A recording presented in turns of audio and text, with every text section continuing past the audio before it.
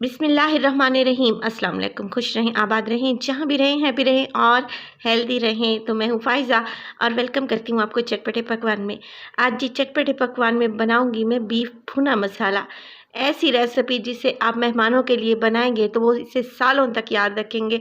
अपनी फैमिली के लिए बनाएंगे तो वो ज़रूर इसे इंजॉय करेंगे और मज़े लेके खाएंगे। ये इतनी आसान और मज़े की रेसिपी है। रेसिपी को आपने मिस बिल्कुल भी नहीं करना और एंड तक देखना है। अच्छी लगे तो लाइक कर दें, चटपटे पकवान को सब्सक्राइब कर लें और अपने फैमिली और फ्रेंड्स में भी शेयर किया करें। तो चलें जल्दी से चलते हैं अपने किचन में और बनाते हैं मज़ेदार सा बीफ भुना मसाला। यहाँ पे ले लिया मैंने 1 कप दही और उसमें डालूंगी कुछ मसाले। मसालों में मेरे पास है नमक हाफ़ टेबल स्पून, इसमें डालूंगी मैं सुरख मिर्च का पाउडर तकरीबन हाफ़ टेबल स्पून। ये है मेरे पास कश्मीरी लाल मिर्च का पाउडर, इससे बीफ का कलर बहुत खूबसूरत आएगा। हाफ़ टेबल स्पून मैंने शामिल कर दी है, ये ज़्यादा कड़वी नहीं होती। 1 टेबल स्पून इसमें डालूंगी मैं धनिया पाउडर, इसके अलावा 1 टीस्पून इसमें चला जाएगा हल्दी पाउडर। ये है मेरे पास भुना कुटा ज़ीरा तकरीबन हाफ़ टेबल स्पून। बस जी ये घर वाले मसाले हैं और इसको शामिल कर देंगे दही में। जब भी दही में या फिर पानी में मसालों को हल करके 15 से 20 मिनट के लिए रख दिया जाता है तो ये फूल जाते हैं और इनका टेस्ट 100 गुना बढ़ जाता है। तो हम भी बस यही करने लगे हैं, दही में इन मसालों को अच्छे से मिक्स कर लेंगे और एक साइड पे रख देंगे। अब यहाँ पे मैं आपको बताती चलूँ, मेरे पास है बीफ तकरीबन 1 केजी मैंने ले लिया है और बोनलेस इस्तेमाल कर रही हूँ। यहाँ पे मैं रान का गोश्त इस्तेमाल कर रही हूँ या जिसे मछली का गोश्त भी कहा जाता है। बीफ का ये पार्ट बहुत ही टेस्टी और लजीज बनता है और बहुत आसानी से गल भी जाता है। आप चाहें तो मिक्स गोश्त भी इस्तेमाल कर सकते हैं, यानी कि हड्डी भी मिक्स ले सकते हैं।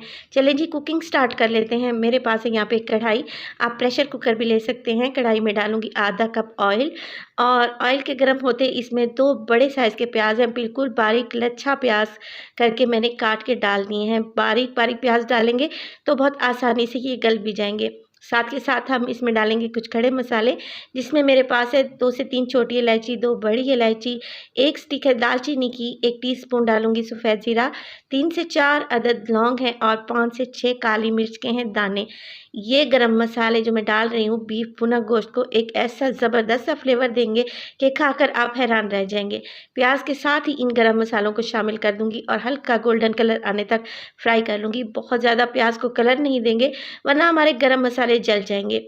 इसी स्टेज पर इसमें डाल दूंगी 1 टेबलस्पून अदरक और लहसुन का पेस्ट और साथ के साथ इसमें डाल दूंगी मैं बीफ को मैंने अच्छे से वॉश कर एक स्ट्रेनर में रख दिया था ताकि इसका एक्स्ट्रा पानी ड्रेन हो जाए। बस जी बीफ डालेंगे और इसको अच्छे से मिक्स कर लेंगे। गरम मसालों के साथ बीफ की निहायत ही प्यारी सी खुशबू आएगी और अदरक लहसुन भी अच्छे से भून जाएगा। इसके अलावा जब तक गोश्त का कलर चेंज नहीं हो जाता, हल्का सा गोल्डन नहीं हो जाता, आपने यहाँ पर बीफ को अच्छे से भून लेना है तकरीबन 7 से 8 मिनट के लिए। देखिए बीफ को मैंने बहुत ही अच्छे तरीके से भून लिया है और बहुत ही अच्छी सी गरम मसालों की और अदरक लहसुन की खुशबू भी आने लगी है। बस जी इसी स्टेज पर जो दही का घोल मैंने तैयार करके रखा हुआ था वो इसमें डाल देंगे। इस रेसिपी में टमाटर का कोई काम नहीं है। टमाटर इस रेसिपी में हम बिल्कुल भी इस्तेमाल नहीं करेंगे। टमाटर का काम दही करेगी और ये मज़ेदार मसाले इसके टेस्ट को मज़ीद बढ़ा देंगे इंशाल्लाह। बस जी दही डालेंगे और बहुत अच्छे से हमने यहाँ पे मिक्सिंग कर लेनी है। दही बहुत ज़्यादा खट्टा नहीं होना चाहिए, अगर दही खट्टा है तो फिर इसकी क्वांटिटी को आप कम कर लें।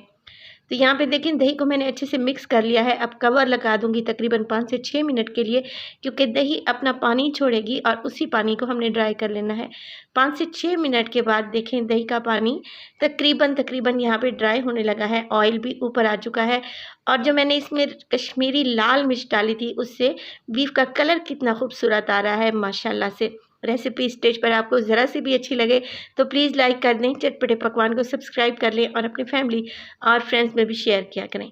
बस जी अब बीफ को गलाने के लिए मैं शामिल करने लगी हूँ पानी डालूंगी तकरीबन 2 से ढाई गिलास, क्योंकि बीफ है इसको गलने में थोड़ा सा टाइम लगता है।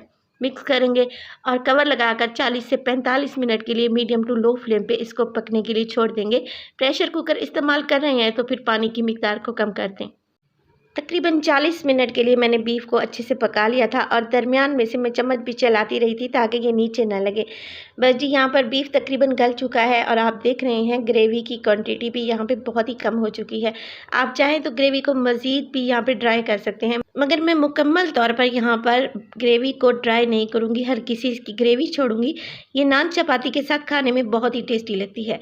बीफ को चेक कर लेते हैं माशाल्लाह से कैसा गला हुआ, ज़बरदस्त सा बीफ तैयार है। बीफ को अच्छे तरीके से गला लीजिएगा। बीफ को खाने का मज़ा तभी आता है जब बीफ बहुत अच्छे से सॉफ्ट हो चुका हो।